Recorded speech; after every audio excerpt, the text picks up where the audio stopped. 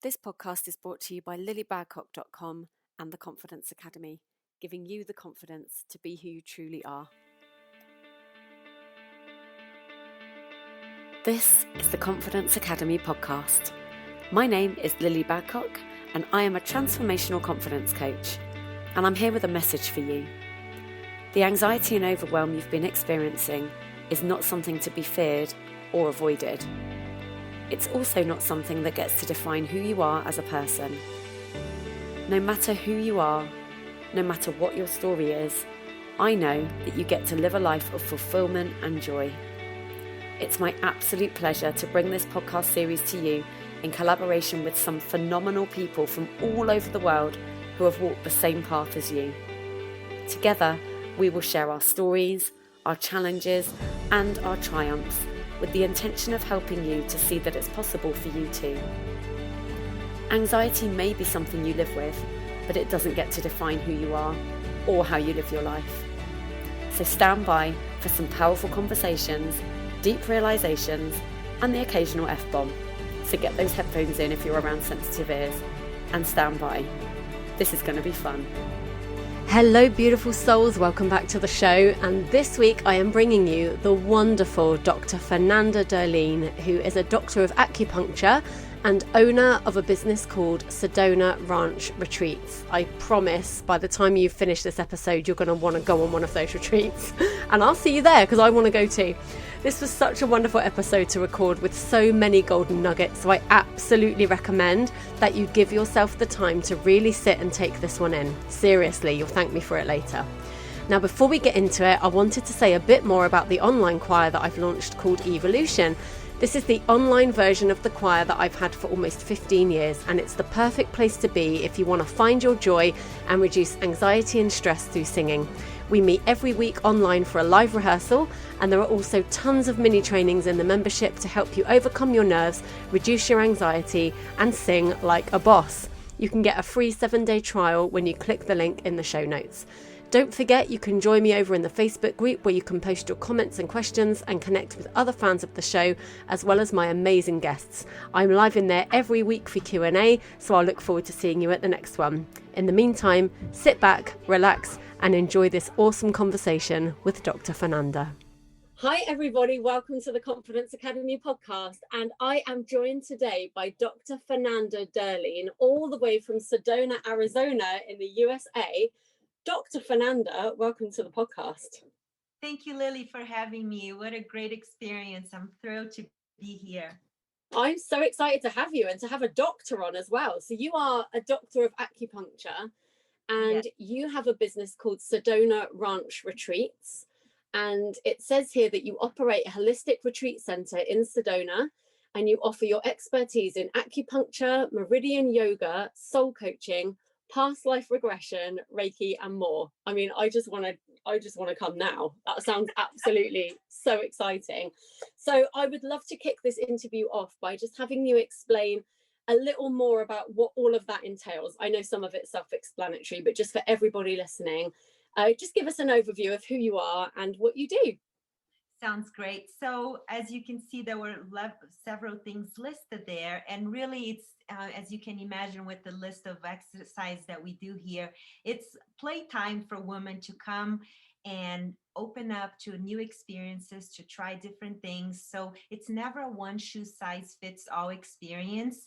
I do small group retreats, but primarily this year I've been focusing on 101 private retreats, because with the experience that I've had in the past, this is really an opportunity for each individual to come in and feel safe enough that they can open, be vulnerable, and ask themselves, what's going on in my life? This is maybe a little pit stop, to check in, to look inwards. We constantly seek our answers outside of ourselves.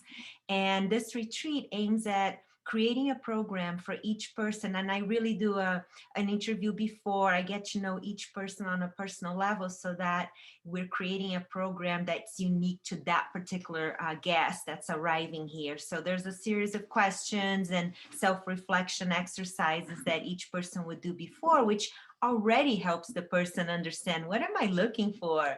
What is this little nudge or whisper that's guiding me to do something different? And, and we all have had those moments that's like, something needs to be adjusted here. And when people get here, I welcome them to first to the medicine wheel, which is a Native American tradition of looking at all the different areas in one's life. Sometimes it's our relationships, sometimes it's our health and nutrition, career, sexuality, you name it. So it's that awareness of what's going on in my life right now. What is that little voice whispering at me? Look at me right now. Pay attention to me. Yeah, so I love that. Thank you. And for anyone listening who isn't familiar with that wheel that Dr. Fernanda just mentioned, this is used quite widely, I've seen, in life coaching programs. I've heard it called the Wheel of Life, and there's different names for it, but essentially, and correct me if I'm wrong, but if it's the one that I've heard of, it's essentially you have like, if you think of a bike with a wheel and there are spokes on the wheel, each spoke has a relevance to an area of your life. So like you said, it could be health, relationships, sexuality, fun, finances, depending on whose version of it you're looking at. And, of course, for a wheel to be a smooth ride, you need that wheel to be round and smooth. And in each of the areas, the idea is that you mark yourself out of 10 to get an idea of how happy you are in that area, how content you are. And what people often find is their wheels are a bit wonky, which is how it shows up in life. Then you feel like your wheels are a bit wonky. And so it's a really great way to focus on where you need to look. And I think especially if you're someone that gets overwhelmed easily, it's easy to go, oh, but my finances are a mess, and my love life's a mess, and my health's a mess, and this is a mess. There's still probably going to be areas that need more attention than others, or there might even just be one area that would then smooth out the rest. So it's such a great thing. If you've never looked into it, I would definitely recommend that for a start. And like you say, I love that you take people through that process before they've even arrived. That's the mark of a powerful experience, I think, when they're getting shifted even through the application process. Yes, and that is done as before when they're, I tell people when they arrive here, their retreat had already started the day that they wanted to book something. They're aware that something's calling for attention in their life. And coming out here, we are, somewhat remotely located. There's not a bar down the street or a club that you can just go and distract yourself with, which sometimes we need to have fun in our life. But this is an opportunity to be completely in the company of your own self. And many people haven't had that experience of, how am I in my own company? How is that time, that quiet time with myself, with no distractions? That's when we really get that sweet spot that something can whisper in our ear and we can start being guided to the next thing in our lives. I so agree. And you said earlier that often we look for these answers outside of ourselves, and of course the answers are all within us. And I just love the concept of just being okay with being on your own, because I think so many people are afraid of that, for whatever reason. It might just be that what you grew up around. I think we grow up around, even looking at films and programs, like it's so heavily centered around calling people into your life, like finding a life partner or finding someone to marry, or or whatever. And people are quite often afraid to be on their own. They think it means they failed in some way, or they think it means something bad. And I love that idea. In fact, I would do it. I would do it now. Just to go and be like, when Go ahead, I'm sorry. No, you're fine. I was just going to say, just to be able to go somewhere and only worry about what I need, and only think about because we all have this wisdom inside of us. We all have intuition. We all have these signs that we're being shown, but they get drowned out by all the noise around us. And then on top of that, all the noise of our own fear and our own self-worth issues and our own worries about what can and can't happen. And I think a lot of people find it hard to tune in. I'm really interested to know, two things actually. First of all, who are the people that come to your retreat? Like at what point are they at when they are looking for your retreat and when they find you? I'll give you one question. I'm renowned for going, here's 500 questions at once, so we'll just stick with that. I'll leave it at that for now. Yeah, so to answer your first question, majority of my clients are women, ages anywhere from 25 to 72 years old, more or less.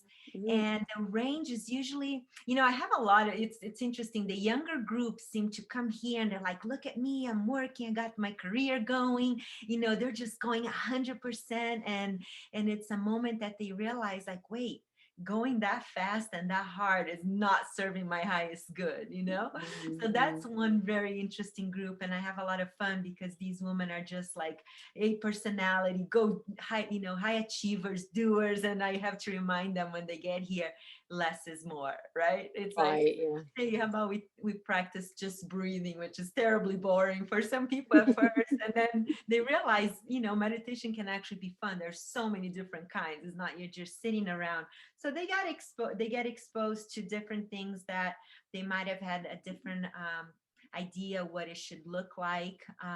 They get a lot of time on their own. And then the second group is, I call my wisdom group, is your older women that have, been divorced already. Their kids are adult, grown up, or they are just seeing now their grandchildren. And as a matriarch of the family, they are finding that inner peace that they're just tired of living without, and they really are at a point that they want to be that representation, their family, of peace, of stability, but coming from a true place, not just pretending to be or having to hold everything together at all times. And I learned a lot from these women and their experiences, but everybody, I would say, fall in the same category of like, you know what, I just need some time by myself. I want to just do this and spend time alone and go deep in areas that I never considered, like past life regression. We do that here, and people are crying in the session, revealing things, or forward life regression, I call, because sometimes you go in the future. So I like to nurture everybody, every age that comes here, with the organic foods that I prepare homemade, the little flower detail, a note. We all need to be nurtured, right? You're a mom of 3, you're just constantly giving. When do you get to be held and just time to breathe, time to brush your teeth slowly, I put nail polish in the cabins, it's like, go ahead, have fun with your body, have fun with yourself, and take the time to do each activity very consciously. So you're present, so you're enjoying that moment. You're not just going from A to B to C, just getting things checked off of a list. Yeah, I really love that. And actually, it's very similar to, I ran my first ever retreat, and it's the only one I've run now because of coronavirus. But last year I felt called to run a retreat, which I called the Rest and Reset Retreat. And it was very similar to that, in that every retreat I had ever looked at had been an amazing experience, but it seemed to me that you would get there and then you'd be whacked with a timetable, and it was like, okay, then we rise at 5 and you're going to have your breakfast, and then we're going to journal, and then we're going to meditate, and then we're going to do yoga, and then we go on a beach walk, and then and it was like pat, pat, pat, pat, pat. And I was like, sometimes I just want to go in a nice hotel room or in a nice, room somewhere and, burn some incense and like drink some wine and just lie still, if that's what I want to do. And I'm getting that same vibe from yours, that it's very much like, as soon as they get to you, and actually probably before that, they get this sense of pressing pause, and it's just stop the noise, because doesn't the world just feel like it spins so fast sometimes, and you're like, I just want to get off just for a minute. Like, I love my life, and I love my kids, and I love my job, and I love my husband, and I love all these things, but oh my God, can it all just stop for a minute and just let me breathe again? Because I think, especially, I'll just speak as a mother for a minute, it feels to me like we just hit the ground running. You're on a back foot before you've even begun, because you've just carried the child for 9 months. You're knackered before they even arrive.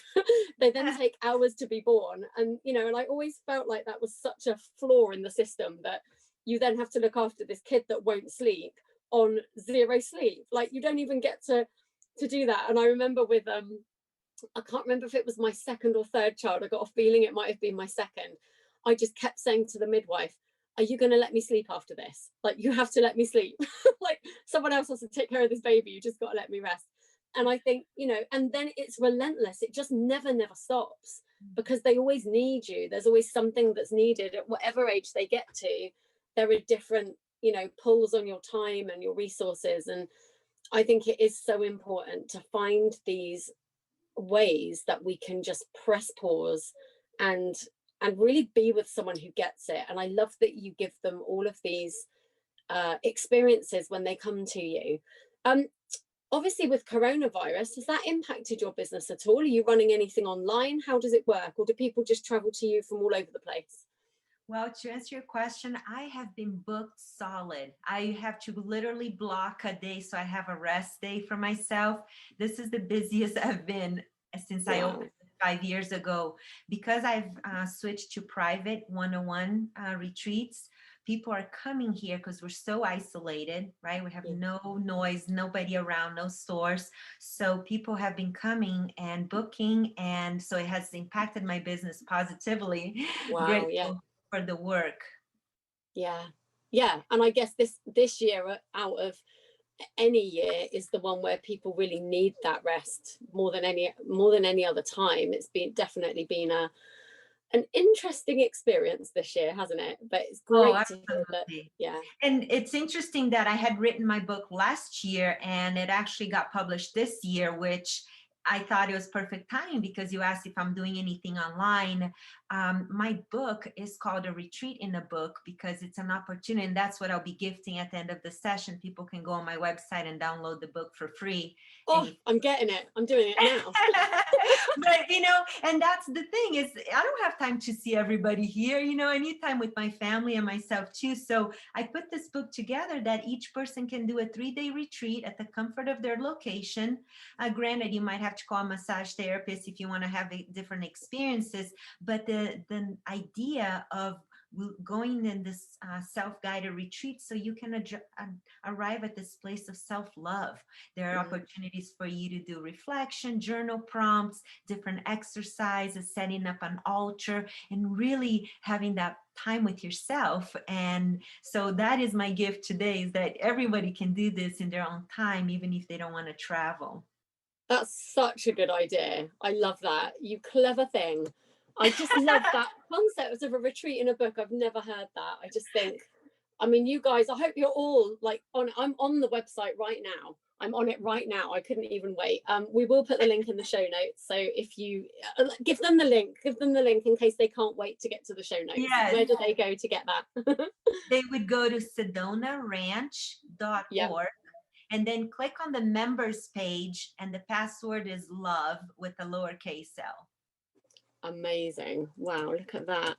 You guys, that is an amazing gift. I'm doing it right now. I'm doing it live on the air. Hey, and just to keep it fun too, there's some, you know, there's my story there. I didn't get here out of not doing this with myself. You know, I talk in the book, like I'm walking my talk, you know, and every day is wake up, and I get retreat guests here and they say, your life must be so wonderful. Yeah, no, I wake up and I have my challenges. You know, there are days I don't want to work out. There are days I don't want to do my meditation. There are days every button is being triggered, but that's the idea, is we're here to experience these things. And if we have tools to go to, then you know, we're ahead. If we can know to pull from our backpack, our breath work, right? Yeah. Taking deep breaths. On my book, it talks about our parasympathetic and sympathetic nervous system. You as a mom with 3, you're go, go, go. Phone rings, you know, got to go get groceries, laundry. You're just on. The problem is when people don't take time to activate the parasympathetic, which allows the body to say, oh, now I get to chill and reset and balance out those hormones that were flooding me, like, you know, cortisol and things that in high amounts become toxic to the body.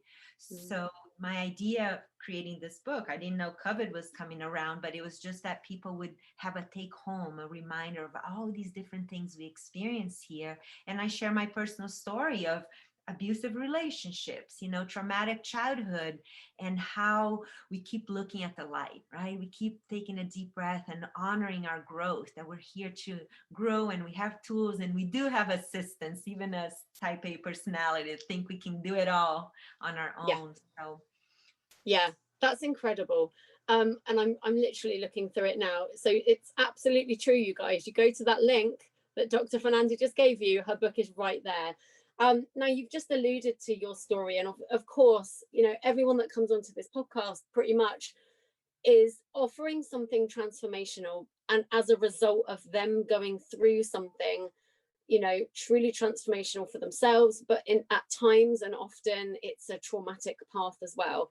And that was going to be my next question. It was going to be, you know, what led you to open this business and what brought you to this work? And I would really love to know, at what point did you realize that this was like soul purpose stuff? At what point did you have that moment where you were like, oh, there's something much bigger than me and I get to trust this? Because I think there are so many people in that situation now, and they don't know to trust those little nudges. They can't tell the difference between what's a little nudge and then what's fear talking, and they get all overwhelmed. And, you know, they start to tell themselves, you also mentioned a minute ago about, you know, when we get overloaded with hormones and stuff. And I think it's so common, and I'm speaking from personal experience, when you're going through that, to feel like it's your fault, you know, and you start to think, why do I feel like this? What's the matter with me? Like, why can't I get my act together?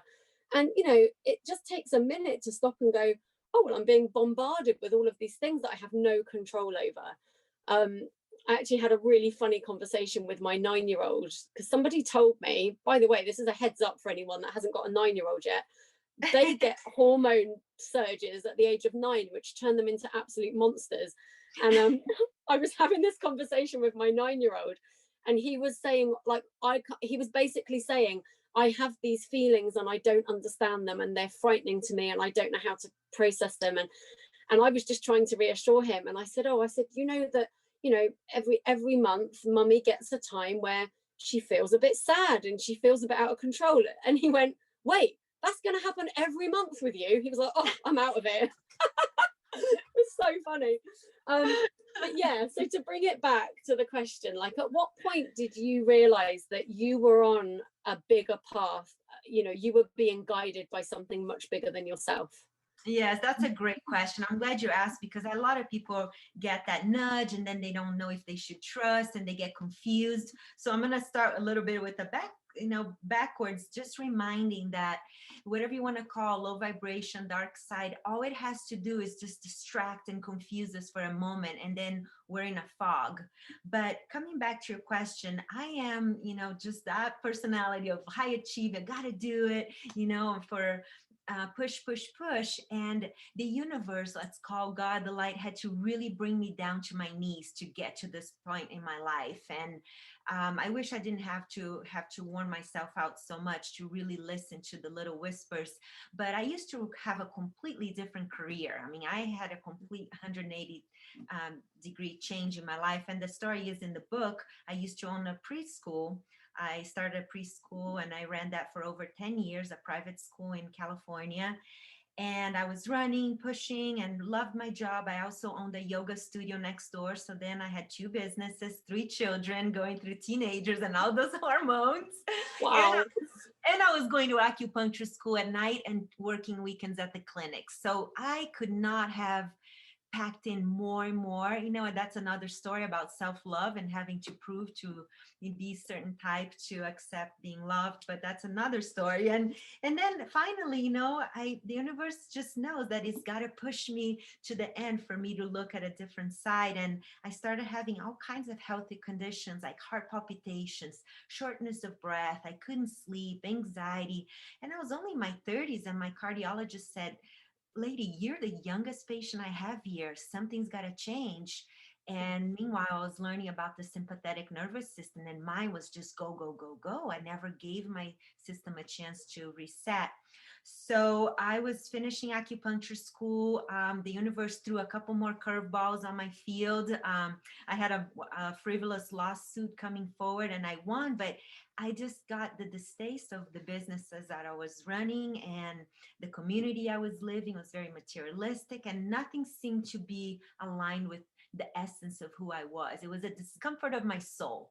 It was reflecting to the physical level. Obviously, I was having all kinds of symptoms. So I prayed on. I remember, in my book on chapter 6 is all these prayers that I prayed, and I wrote them there, that I would just be on my knees like, angels, creator, love, everybody, just help me out. I don't know what to do. I'm a single mom. I'm doing the best I can. I don't know what else to do. And it took trust, it took patience. And the story about me finding this land, I just started looking online for property outside of California, and then I bought this property on the phone within the same day that I found. Wow. Drove here, started building my house here, and I didn't even know what I was going to do when I arrived here. I didn't know about retreats. I just had my acupuncturist license. I had just sold my preschool, and I'm like, all right, my kids are old enough now, they're out of high school. And people started showing up for Airbnb for the cabins I have here. And they would say, hey, I see you're an acupuncturist. Can you do a session on me? Hey, you have horses. Can you take me horseback riding? And then I was like, hey, I should put together a little packet, let people come. They have different experiences. So, but meanwhile, it sounds easy, but, there were times of doubt. Am I on the right path? What am I supposed to do? Oh my God, I don't have any more phone calls or emails. Nobody needs me anymore, right? All of these things just bombarding in. Am I worthy of this? Like, what am I doing with my life? I sold everything, but staying with it. And now in that medicine wheel that I shared at the beginning of this conversation, the position of the West is the place of, the colors black is where we go to sit with ourselves and bring light in the darkest areas of our lives. And I was here for 10 months just sitting in the West, like, what am I going to do? I have no work. I sold everything. Now what? And then one thing started showing up. Like I said, people want to go horseback riding, then, acupuncture. Then I was cooking for them. And I had the idea to create private retreats and small group retreats. And sure enough, people signed up. And I was like, all right, just learn as I go. And from, in summary, I've always been driven from my heart. Like what I do, when I treat my kids, when I'm with my pets, it's out of love. So, that's really my purpose as a person. It's like everything I do, I don't care what job it is, what am I doing? It's got to come from a place of love, because that's like God, light working through me. And, not that every day is easy. I said earlier, I wake up, I breathe, I pull out my tools. Is today going to be some quick yoga? Do I need to go for a hard run? Do I need to just sleep and rest, And what I want to finish, this question with is, remember, like you said, sometimes you just go, go, go. I ask people, like, ask yourself in the middle of that overwhelming, like, what am I feeling? What do I need right now? Sometimes you just need to go pee or drink water, or or step outside and take 3 deep breaths. So if we get in the practice of caring for ourselves like you would for your little baby, like, I'm here for you, what can I do for you? They need a blankie, they need a cookie, and to practice that on ourselves. We're not taught that, we never got that lesson in elementary school or high school or anywhere, of like, how do I care for myself, right? How do I listen to me first? Because I know, being as selfish as I possibly can, when I'm really well, I'm the best for my clients, for my family. So I tell people here, like, hey, you got to be super selfish, all right? That way you're like really well, you're your best self. Yeah, absolutely. And, and it's not just that we're not taught how to take care of ourselves. We almost grow up believing that it's wrong to do that as well. There's a real disconnect there. I want to circle back to the prayer thing. And I don't know why I'm being led here, but I'm excited to go here, because I think, first of all, when it comes to prayer, a lot of people think, oh, that's a religious thing and I'm not religious, therefore I can't do it. I have a different take on what praying is. I don't feel like it has to be a religious thing. I know it definitely can be. But to me, I even wrote my own little quote recently, which was, we pray not to get, not to get the things we're asking for. We pray just to know that we're not alone. And you can pray to yourself. It doesn't have to be to a God or to a religion or anything like that. I'm really interested to know what led you to prayer, because I know for me, I was brought up in a Christian household. So, the word prayer gets bandied about a lot. And, and it's kind of this image of somebody sort of on their knees and going, dear God, please, bless my food and do this for me and do that for me. And the older I've got, the more I've realized that, yes, the power of prayer is powerful. You can absolutely pray, and I think there are many different ways of praying. I don't think it has to be a one size fits all, but the way I understand it now is that it's not about praying for an outcome. It's about praying just to know that you're not on your own, and then releasing the outcome and going, do you know what, I know I'm being guided no matter what. Because quite often we'll pray for what we think we need, we pray for what we think we want, and the fact of the matter is we don't know what any of those things are because we're not in control. So I would love to hear you speak on that. I'd love to know how you were led to prayer in the first place, and what your own understanding of prayer is. Yes, thank you for bringing that up. That's a great question, because people come here and sometimes I'll put in their itinerary opening prayer and they're like, oh, I don't pray, I'm sorry. And I was like, okay, let's just switch the word, and now I say opening circle. It's a little more, politically correct for everybody. I was raised Catholic, and, I fought the system. I was like, no, this is not me. And I agree with you. I only use the word prayer as a word to mean I'm here asking for my guides, for my help, for voicing my opinion. It's almost like prayer is your asking and meditation is when you listen. So, if you don't send a memo up top, like whatever, to the angels, like, hey, I need help right here, then, there's no, and even if you're just saying it out loud, if you have no belief other than you're just saying it out loud, that's fine too. You're stating your intention. What is it I'm aiming at? What is it that I need? What am I looking for?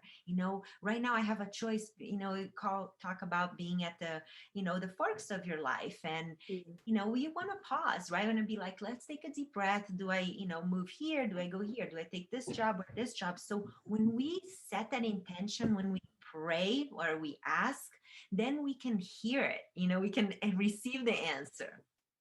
Yeah, absolutely. I agree with that. And I also think, as much as we are guided, and as much as I think, there is a plan in some way for us, we also have our free will, right? We also have our ability to choose. And I often feel like these guides, our angels, God, whatever word you want to give it, they'll intervene if they think that that's what you want.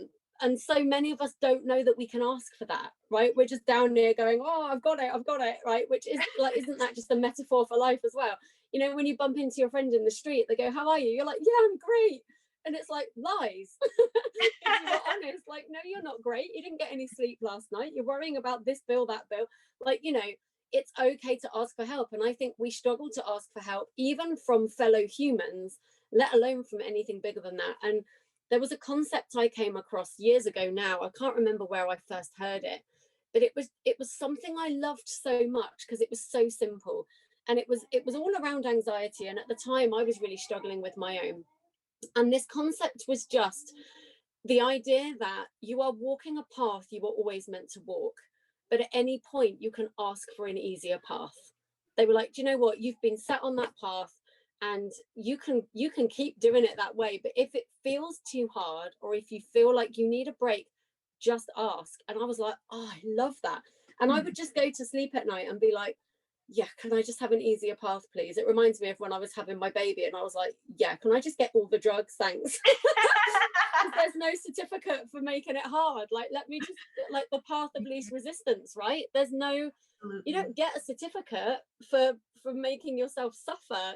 That was never the point of this life. But I think we hear so much about people suffering that we think that that's the only way it has to be. And we feel like, I've even felt at times guilty when I hadn't suffered, like, oh, my life has been very easy, like, what does that mean, or I should probably go and sabotage something and make it really hard.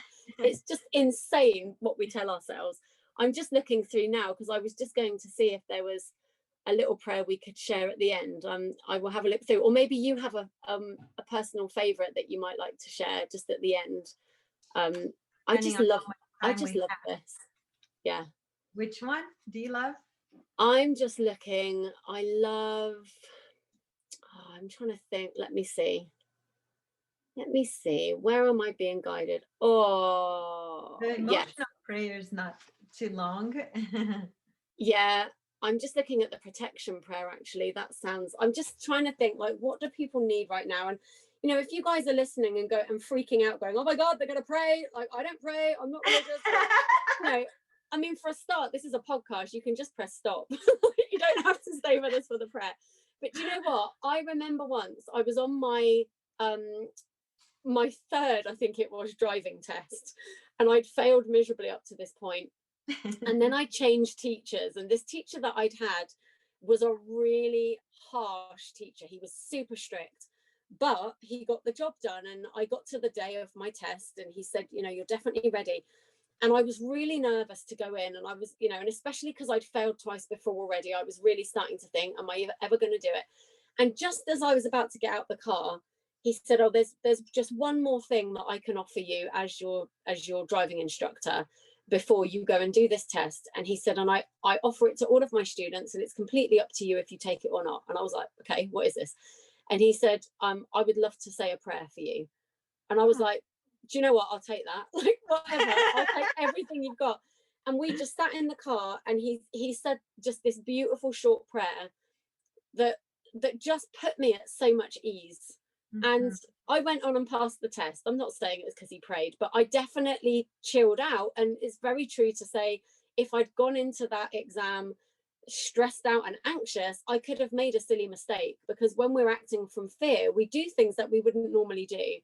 And his prayer calmed me down. And I was at the age at that point where I'd sort of, like you, gone, oh no, I'm on my own path. Like, I don't want to go to church anymore. Like, that's what my parents made me do, and I'm going to forge my own path. And I've just come right back to it. But I feel like I made my way, so it's okay.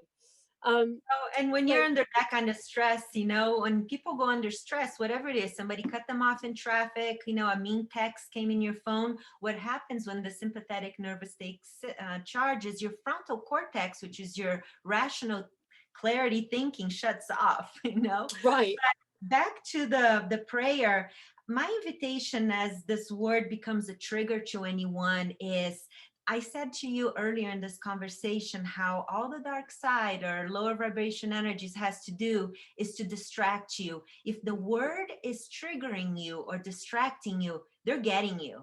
Like right away, you got distracted from what's the purpose here. Your teacher helping you, sending you love energy for you to calm, and you receive that. We can't explain that unseen energy that travels through prayer. So I understand the word prayer can trigger somebody, but when you get past of that judgment and that dark side, pressing your buttons to distract you from what's in front of you, then you can, really start waking up to using your words. These I call prayers, but you can call whatever you want. These are just words of love towards towards things in my life that I needed help with. And when we become humble enough to understand that, yes, we have that free will you mentioned a little while ago, and there is a greater plan, and it's thy will, not our will. Yes, then, we can be open to other perspectives, to other plans.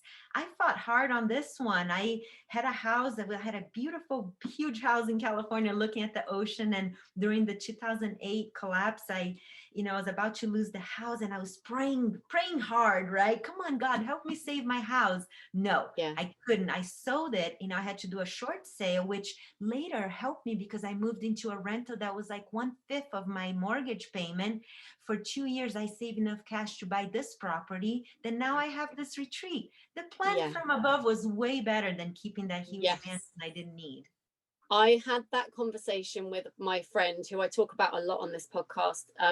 She died earlier this year, and we had a conversation. Oh, thank you. Yeah, it was she's with me 100% of the time. We still have a relationship. It just looks a little different now. But we had a conversation when she was still here about, not knowing what you're asking for when you say a prayer.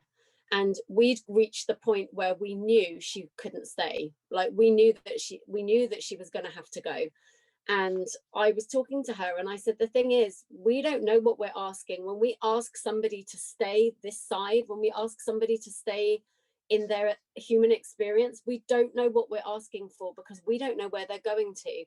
And we had the most amazing conversation, because she had this same outlook that, there has to be a bigger plan than we see.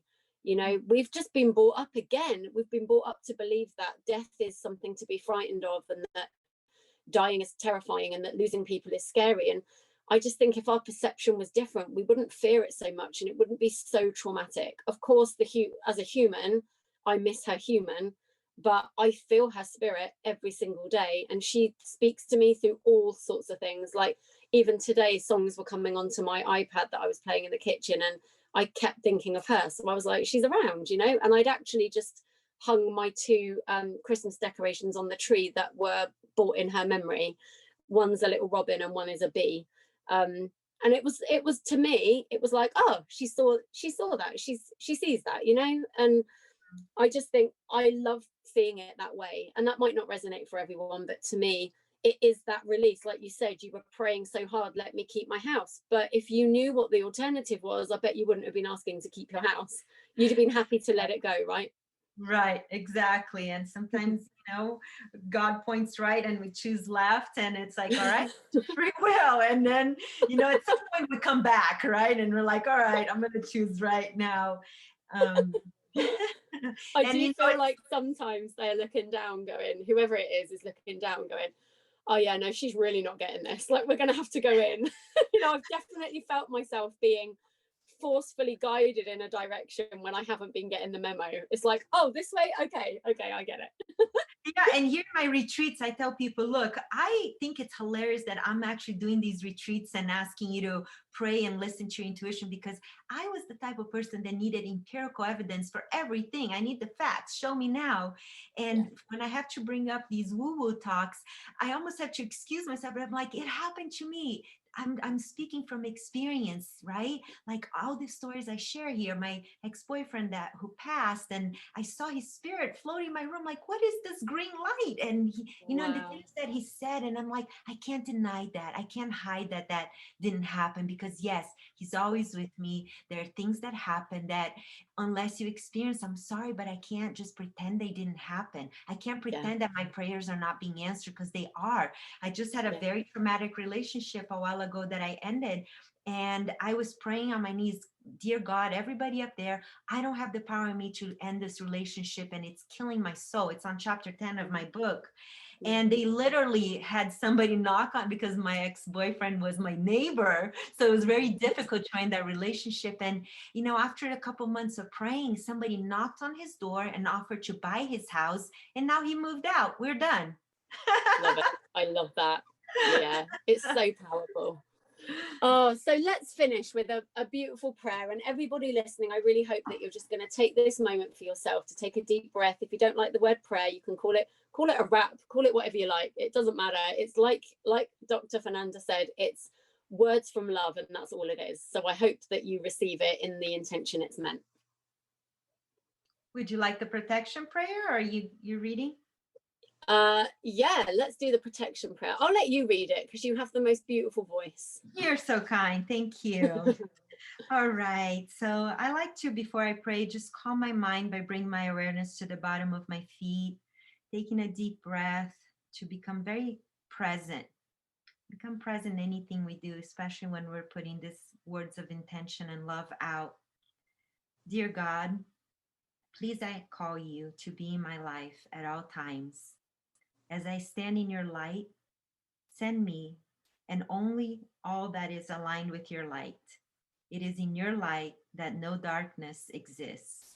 Let me be an instrument to shine your light wherever I'm needed, wherever you want me to take your light to.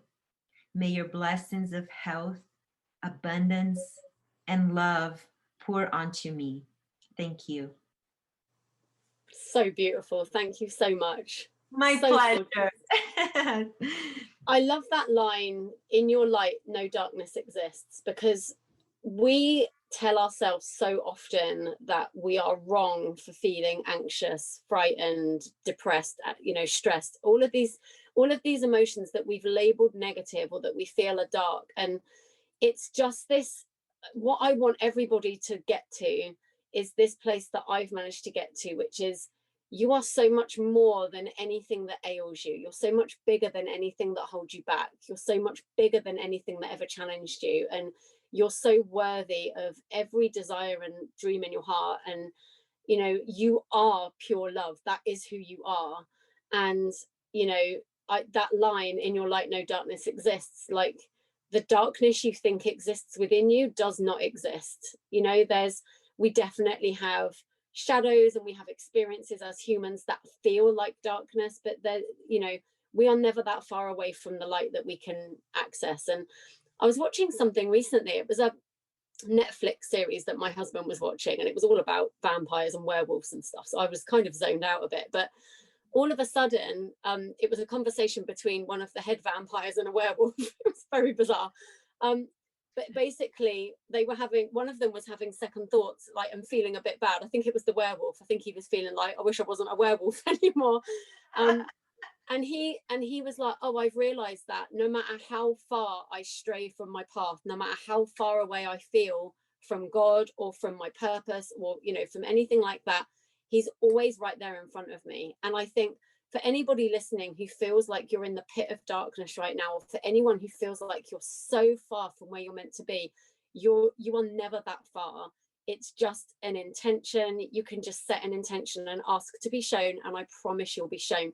But don't look for flashes of light and unicorns farting glitter. Like, it doesn't look like that. It will just be a quiet, like, it will just be a quiet nudge. You'll just be gently guided to do something, or a little idea will pop in your head, or somebody just might contact you. It will just be the most beautiful divine guidance. It will be very, very soft and very understated. And I think that's why so many times we miss it, and then we go, oh, it's not working, my prayers aren't being answered. Well, they are. You need to shut up and listen. Yeah, exactly. We have 2 ears and 1 mouth for a reason, right? Yeah, exactly that. Oh, I've just loved this conversation with you so much. And everyone listening, you can only hear, I'm sure you can hear it in her voice anyway, but you know, Dr. Fernanda has not stopped grinning from the minute she got on this podcast. Like, even now, like, she's just the most beautiful soul. And I think you'll probably feel that through hearing her speak anyway, but I'm just giving you that visual because it's just been an absolute joy.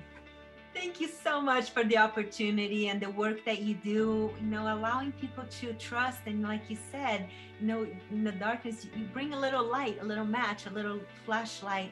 And the voice, you know, when you speak, you are heard, and it might not come in unicorns like you mentioned, because I waited for the unicorn and it never showed up. But you know, things come up. You know, I saw an ad for a land in Sedona, and I was thinking about relocating. It's just a little, when we put out the intention. That's why maybe I should change the word pray. I don't want to trigger a lot of people, but you know, the trigger itself is part of our growth. And getting over that. But you know, because I put out like, I can't do this anymore, then these little signs started coming up. And when we put the intention, then we listen, we wait, right? And I trust that people have that spark in their heart. Yeah, I love that. It's so gorgeous. Thank you so much for being my guest today. My pleasure. Everyone have a lovely day. Yes, awesome. Thank you. love. Remember, everybody listening, we're putting links in the show notes. Go and get your free book. Go and download it right now, and I will also link to the main website so you can go and check out more of what Dr. Fernanda does over there in Arizona. And thank you again for listening. Remember, confidence is yours as soon as you choose it. I'm going to be back again really, really soon. Lots of love. You've been listening to Lilli Badcock on the Confidence Academy podcast, as if you didn't know that. Thank you so much for being here. Please show me some love by subscribing to the show and giving it a rate and review on iTunes. And of course, if you know anyone who needs this show in their life, please pass it on and share the love. Now, if you have an inspiring story that you want to share on my show, then please get in touch using the link in the show notes below. And don't forget, you can hang out with me live every week in the Facebook group, so I'll look forward to seeing you there.